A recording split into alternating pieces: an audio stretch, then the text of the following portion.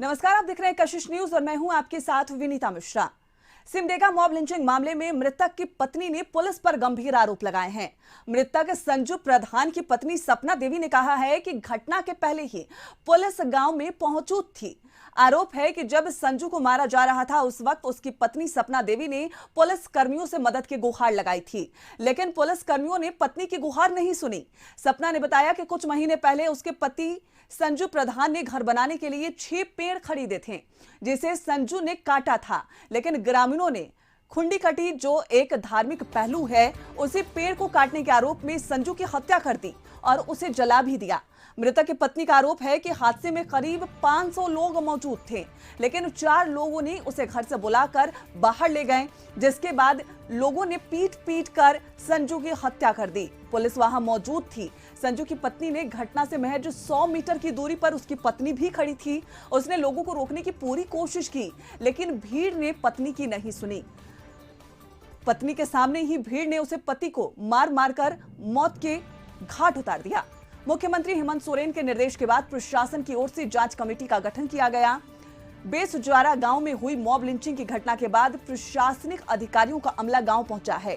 DC Sushant Gaurav और SP doctor Shams Tabrez ने मृतक की पत्नी, मां और मृतक के दूसरे परिजनों से मुलाकात कर घटना की जानकारी ली। अधिकारियों ने पीड़ित परिवार को आश्वासन दिया है कि घटना में शामिल लोगों की पहचान कर उसके खिलाफ कड़ी कार्रवाई की जाएगी।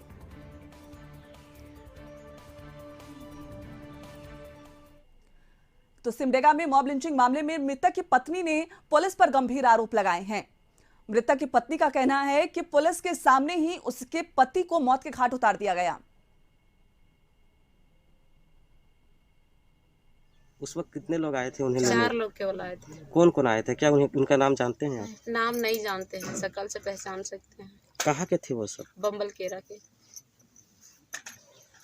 पुलिस के रहते हुए भी ऐसा दुर्घटना होना तो कोई संभव नहीं होता है। अच्छा, घटना के समय पुलिस मौजूद थी? पहले ही थी, तो जिस समय नहीं मारने स्टार्टिंग किया था ना, उसी समय आया था।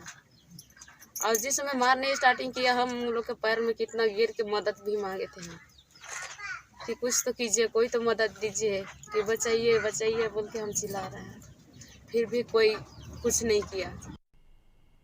सिमडेगा में लकड़ी चोरी के आरोप में एक व्यक्ति की भीड़ की पिटाई करने और फिर उसे आग के हवाले करने के मामले में मुख्यमंत्री हेमंत सोरेन ने सिमडेगा डीसी से मामले की जांच कर कार्रवाई करने का आदेश दिया है और कार्रवाई से अवगत कराने की बात कही है। बता दें कि पिछले दिनों विधानसभा के शीतकालीन सत्र के दौरान मॉब लिंचिंग को लेकर झारखंड सरकार की तरफ से एक कानून पारित किया गया था, जिसमें मॉब लिंचिंग को जघन्य अपराध मानते हुए दोषियों के खिलाफ कड़ी कार्रवाई करने की वकालत की गई थी।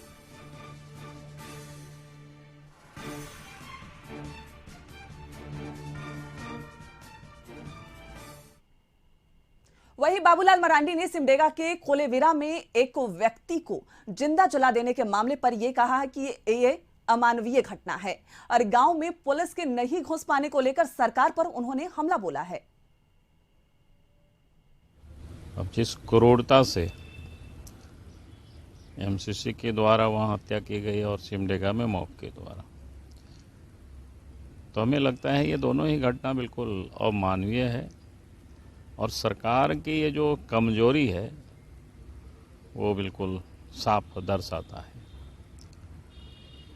और जिस प्रकार से मैंने अखबार में पढ़ा आज, खास करके सिमडेगा का, तो पुलिस तक को भी वहाँ नहीं घुसने दिया और पता नहीं किसी गिरफ्तारी हुई है कि नहीं, केस हुआ है कि।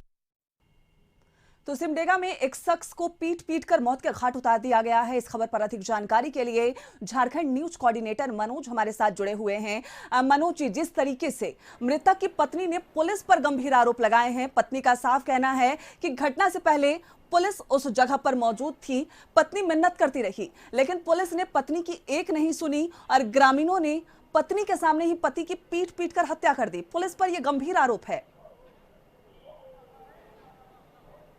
देखिए विनीता, ये पूरी घटना जो है, एक तरह से कहा जाए तो एक तरफ जहां इसे जघन्य हत्या का एक मामला कहा जा सकता है, तालिबानी चेहरा जो है इसमें दिखता है, वहीं दूसरी तरफ इसमें पूरी तरीके से पुलिसिया तंत्र जो है वो विफल नजर आती है। क्योंकि इस तरह की अगर घटना होती है, पूरा का पूरा गांव अगर मजमा लगाता है और किसी को सज़ा सुनाता है और सज़ा सुनाने के बाद उसे भीड़ में सज़ा दी जाती है और पुलिस तक ये बात पहुंचती नहीं है या पहुंचनी बात जानकारी मिलने के बाद भी पुलिस वहां पहुंचती है और मूक दर्शक बनी हुई रहती है। और पुलिस के सामने अगर एक व्यक्ति की इस तरीके से निर्मम तरीके से पीट कर हत्या कर दी जाती है और उसको जला दिया जाता है जिंदा, तो अपने आप में एक तरह से ये कहा जाए तो ये एक पुलिसिया तंत्र की विफलता की कहानी को बयां करता है।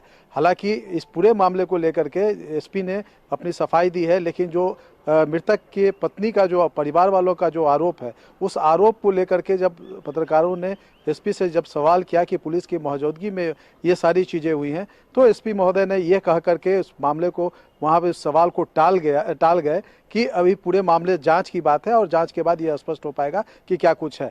लेकिन जो भी चीज़ें सामने आई हैं वो दिल दहलाने वाली है और ये एक तरह से कहा जाए तो यह एक तालिबानी फरमान की तरह नज़र आता है कि कोई व्यक्ति अगर किसी मामले में दोषी है, कोई गलत काम भी कर रहा है और उसको अगर गांव वाले पकड़ लेते हैं तो इसके लिए पुलिस, अदालत और बाकी सारी कानूनी प्रक्रिया होती है, लेकिन इन सारे चीज़ों को, सारे तथ्यों को ताक पर रख करके ऐसे भीड़ में वक्त में ये उस घटना गांव के घटी लोगों है ने जब झारखंड में कानून भी पारित किया गया है मॉब लिंचिंग को लेकर। ऐसे में पुलिस प्रशासन को काफी मुस्तैद होना चाहिए। जिस प्रकार पत्नी आरोप लगा रही है कि पुलिस वहां पे मौजूद थी और झारखंड में कानून पारित हो चुका है, और ऐसी स्थिति में जिस तरीके से पुलिस की आंखों के सामने एक व्यक्ति की पीट कर हत्या कर दी गई, उसे जला दिया गया, विपक्ष सरकार पर हमलावर हो रही है। अब ऐसे में सरकार क्या कुछ जवाब देगी वहां का? देखिए विनीता, अगर हम बात करेंगे इस पूरे मामले को लेकर के तो ये मामला करीब अभी से 20 से 22 घंटे पहले की है और ये सारी चीज़ों को लेकर के पुलिस की नींद तब खुलती है जब मुख्यमंत्री ट्वीट करके उस पर कार्रवाई करने के लिए डीसी को और एसपी को आदेश देते हैं और उस पर रिपोर्ट मांगते हैं। जैसे ही इस तरह की घटना घटती है, इस पुलिस की संवेदनशीलता यह होनी चाहिए थी, वहाँ जो तमाम अधिकारी जो मौजूद थे उस जिले में, उनकी यह होनी चाहिए थी कि तत्काल घटनास्थल पर पहुँच करके इन सारे तथ्यों की जाँच करें और जो आरोपी जो लोग हैं उन्हें पकड़ करके उनके खिलाफ जो अभी झारखंड में जो नया कानून आया है mob lynching anti mob lynching कानून, उसके तहत उन पे कार्रवाई की जाए, मामला दर्ज किया जाए और अरेस्टिंग करके उनके खिलाफ जो है अदालत में जाए। लेकिन जिस तरीके से सुस्ती पुलिस दिखाई है और गांव वाले जो जानकारी मिल रही है कि गांव से जितने भी, चूंकि जो मृतक हैं उनकी पत्नी का कहना है कि 4 आरोपी जो है वो आए थे और घर से बुला करके ले गए, लेकिन उनकी गिरफ्तारी अभी तक नहीं हुई। ये घटना घटती है, सरकार के लिए बड़ी चुनौती होगी अपने कानून जो उन्होंने पारित किए हैं उसको फॉलो कराना झारखंड में, और इस तरीके से जो मॉब लिंचिंग की घटनाएं हो रही है उस पर अंकुश लगाना। तमाम जानकारी के लिए बहुत बहुत धन्यवाद आपका।